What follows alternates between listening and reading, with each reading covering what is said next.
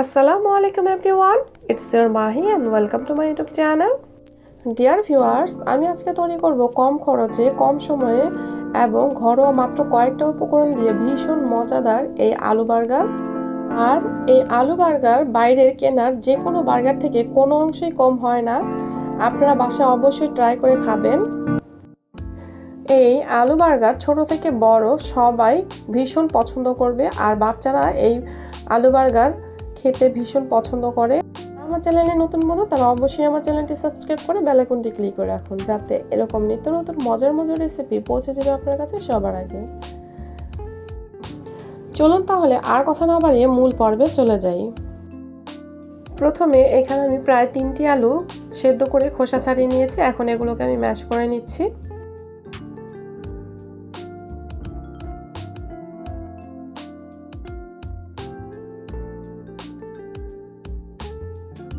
এখন এর মধ্যে দিয়ে দিব স্বাদ মতো লবণ, দিয়ে দিচ্ছি হাফ চামচের মতো গরম মশলা গুঁড়া, দিয়ে দিচ্ছি হাফ চামচের মতো ভাজা জিরে গুঁড়ো, দিয়ে দিচ্ছি হাফ চামচের থেকে কম সাদা গোলমরিচের গুঁড়ো, দিয়ে দিচ্ছি হাফ চামচের মতো চিলি ফ্লেক্স, দিয়ে দিচ্ছি হাফ চামচের মতো ধনিয়া গুঁড়ো, দিয়ে দিচ্ছি হাফ চামচের মতো লাল মরিচের গুঁড়ো, দিয়ে দিচ্ছি সামান্য কিছু টেস্টিং সল্ট, আর দিচ্ছি 1 চামচ পরিমাণ আদা রসুন বাটা আর 2 চামচ পরিমাণ কর্নফ্লাওয়ার। আর এগুলো আমি খুব ভালোভাবে মিশিয়ে নিচ্ছি আলুর সাথে।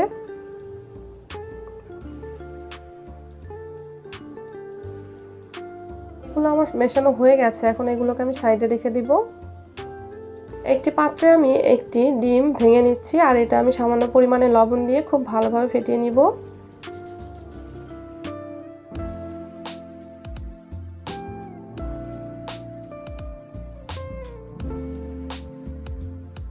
আগে থেকে তৈরি করা সেই আলুর মিশ্রণ থেকে আমি একটি বার্গারের পেটি তৈরি করে নিব। এই জন্য আমি সামান্য পরিমাণে আলু নিয়ে নিয়েছি। এখন এগুলোকে আমি খুব ভালোভাবে গোল করে চ্যাপ্টা করে নিচ্ছি। যেহেতু এখানে আমি নতুন আলু ব্যবহার করেছি তাই একটু নরম মনে হচ্ছে, আপনারা চাইলে পুরাতন আলু ব্যবহার করতে পারেন। এখন আমি এগুলোকে কর্নফ্লাওয়ারে গড়িয়ে নিচ্ছি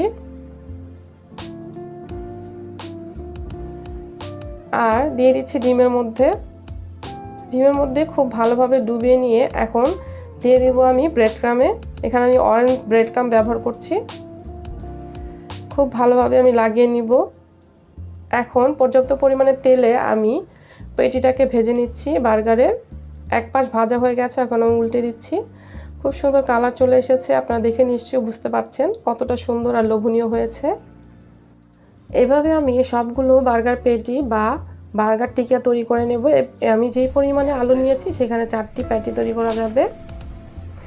আমি ভেজে নিয়েছি। এখন একটি পাত্রে আমি 3 টেবিল চামচের মতো মেয়োনেজ নিয়ে নিয়েছি।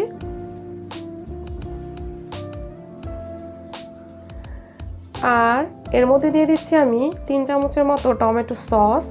আর এটা আমার ঘরে তৈরি করা সস, আমি আপনাদেরকে লিংক দিয়ে দিব, রেসিপিটা আপনারা দেখে নিতে পারবেন।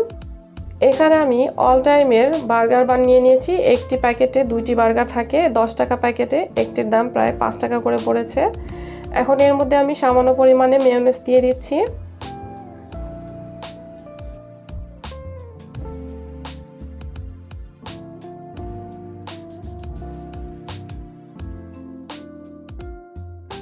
এর উপর দিয়ে দিচ্ছি একটি টমেটো স্লাইস, দিয়ে দিচ্ছি সামান্য পরিমাণে পেঁয়াজ,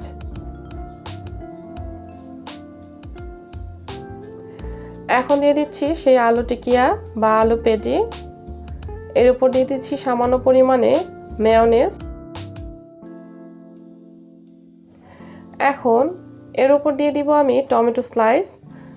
আপনারা আপনাদের পছন্দ অনুযায়ী টমেটো স্লাইস বা পেঁয়াজ কুচি ব্যবহার করতে পারেন।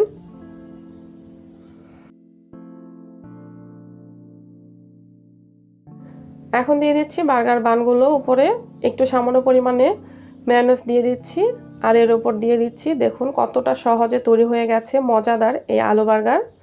আর এভাবে আমি মোট 4টি বার্গার তৈরি করে নিয়েছি। ডিয়ার ভিউয়ার্স, তৈরি হয়ে গিয়েছে মজাদার আলু বার্গার, আর এটা ভীষণ মজার হয়ে থাকে। আর কম খরচে কম সময়ে সামান্য কিছু উপকরণ দিয়ে খুবই মজাদার এই বার্গার তৈরি করা যায়। আপনারা অবশ্যই বাসায় ট্রাই করবেন আর আমাকে কমেন্ট করে জানাবেন আপনাদের কাছে আমার এই বার্গার রেসিপি কেমন লেগেছে।